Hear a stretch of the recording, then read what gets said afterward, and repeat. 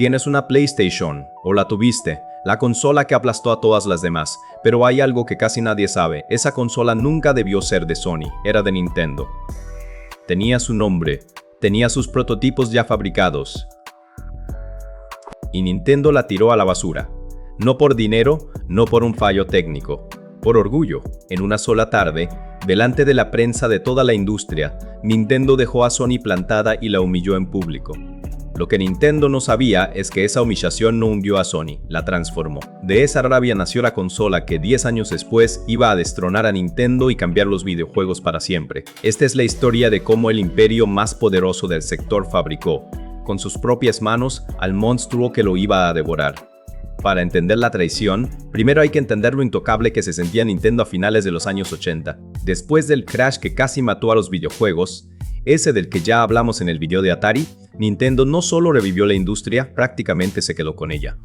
La Nintendo estaba en casi todos los hogares, y la palabra Nintendo se había convertido en sinónimo de videojuego, igual que pasó con Atari una década antes. Y aquí va el detalle que lo explica todo. Nintendo controlaba a sus desarrolladores con mano de hierro. Decidía quién podía hacer juegos, cuántos cartuchos se fabricaban y cuánto se pagaba por cada uno. Si querías estar en el negocio de los videojuegos, jugabas con las reglas de Nintendo o no jugabas. Esa sensación de poder absoluto, de que nadie podía tocarlos, es exactamente la grieta por la que se iba a colar todo. Porque cuando crees que eres dueño del mundo, dejas de cuidar a tus aliados. Mientras tanto, en Sony, un ingeniero llamado Ken Kutaragi miraba a su hija jugar con una Famicom, la Famicom, y veía algo que sus jefes no veían, el futuro. Sony era una empresa de televisores, Walkmans y equipos de sonido. Los videojuegos les parecían un juguete sin importancia, pero Kutaragi estaba convencido de que ahí había una mina de oro. Así que hizo algo arriesgado. Casi a escondidas, sin el permiso completo de su empresa, diseñó un chip de sonido para la nueva consola de Nintendo, la Super Nintendo. Cuando los altos mandos de Sony se enteraron de que uno de sus ingenieros estaba trabajando para la competencia, casi lo despiden. Pero el chip era tan bueno que Nintendo lo aceptó. Y de esa colaboración nació una idea mucho más grande. ¿Y si Sony y Nintendo construían juntos algo que cambiara el juego para siempre? Corría 1988. Kutaragi convenció a ambas empresas de algo que en ese momento sonaba ciencia ficción, dejar atrás los cartuchos y pasar al esfuero de ROM. Un disco compacto podía guardar cientos de veces más información que un cartucho, y costaba una fracción de fabricar. El plan era doble. Sony fabricaría un accesorio de CD para la Super Nintendo, y además una consola propia que combinaba cartucho y CD en una sola máquina, su nombre, PlayStation. Pero dentro de ese acuerdo de 1988 había una cláusula que sería la mecha de toda la guerra. El contrato le daba a Sony el control de las licencias de todos los juegos que salieran en CD. Es decir, Sony se quedaría con una parte del negocio que Nintendo consideraba sagrado, el de cobrarle a cada desarrollador. Y aquí viene la pregunta que lo cambia todo. Si tú fueras el dueño absoluto de un imperio y de repente descubres que firmaste un papel que le entrega las llaves a otro, ¿qué serías capaz de hacer para recuperarlas?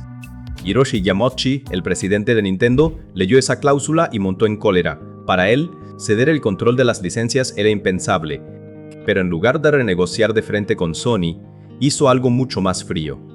En secreto, mandó a sus hombres a Europa a cerrar un acuerdo paralelo con Philips, la empresa rival de Sony, en condiciones mucho más favorables para Nintendo. Junio de 1991. Feria de electrónica de consumo. Sony sube al escenario, orgullosa, y anuncia al mundo entero su gran proyecto junto a Nintendo, la PlayStation. Aplausos, titulares, el futuro en sus manos. Y al día siguiente, en esa misma feria, Nintendo sube al escenario y anuncia que su socio para el CD-ROM no es Sony. Es Philips. Sony se enteró de la traición casi al mismo tiempo que el público.